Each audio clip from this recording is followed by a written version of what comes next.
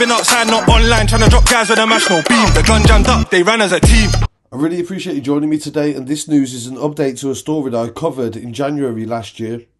This was the shooting that took place outside a church for the funeral of Sarah Sanchez. She died of cancer and her mother had died previously and in a short space of time.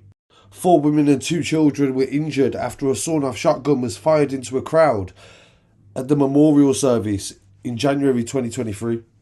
And this week, 4 people have been convicted, and one of them is Alrico Nelson Martin, and he's also known as a drill rapper called T.Scam from a group called Gxng. We've previously covered the conviction of suspect from Gxng for a murder, and he has now been convicted of the shooting and will be sentenced on Friday the 12th of April. The Metropolitan Police have released a statement to say that they solved the case by going through 2,000 hours of CCTV to identify the 4 men that were involved in the drive-by shooting that took place in Camden last year.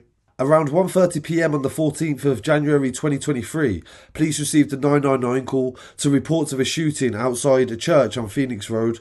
The police and paramedics attended and found 4 women and 2 girls had been injured as shots were fired from a car into a crowd of people that were about to release doves to commemorate the memory of Sarah Sanchez. I also remember at the time that a lot of the media covered the story and insinuated that Sarah's dad may have been a connection to it. Years ago, he had transported money distantly connected to a cartel, and he'd served his time for this, and he'd never been involved in anything since.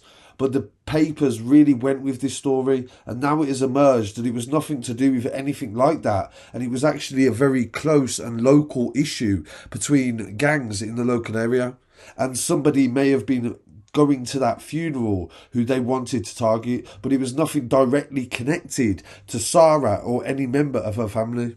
All of the victims luckily survived and the investigation was launched. The shooting happened in a built-up area and the police gathered together CCTV in order to try to find out who was responsible. Video showed the car number plate and officers made checks to identify the owner.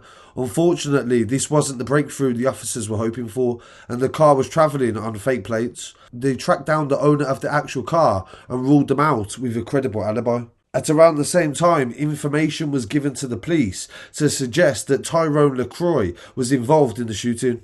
Further inquiries were then carried out, and they included phone data analysis of where Terrell had been and who he was in contact with before the attack. They discovered that this had been planned since November 2022, when LaCroix had got the Toyota car that would later be used in the shooting.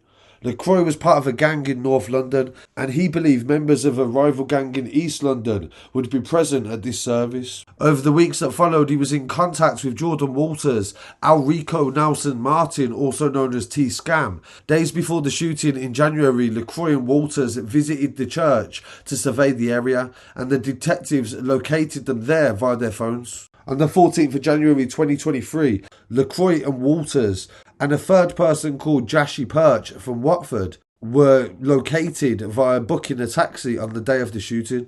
A short time later, LaCroix, Walters and Perch left Watford for Euston, and they did a number of circuits around the church before one of them opened fire into the crowd.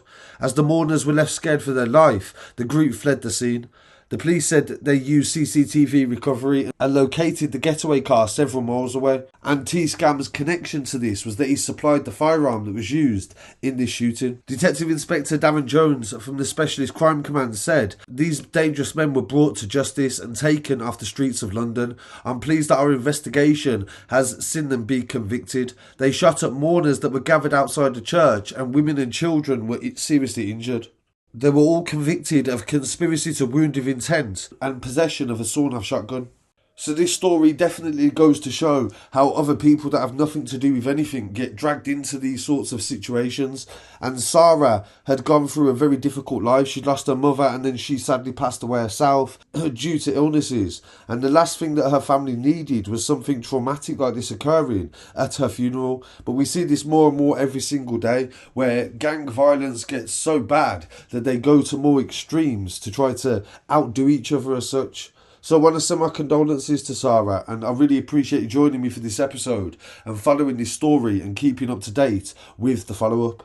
So please don't forget to like, comment, share and subscribe. I'll be back again very shortly with some more news. And please don't forget to follow on social media as well at Scarcity Studios on Instagram, TikTok, Twitter and Facebook. Peace.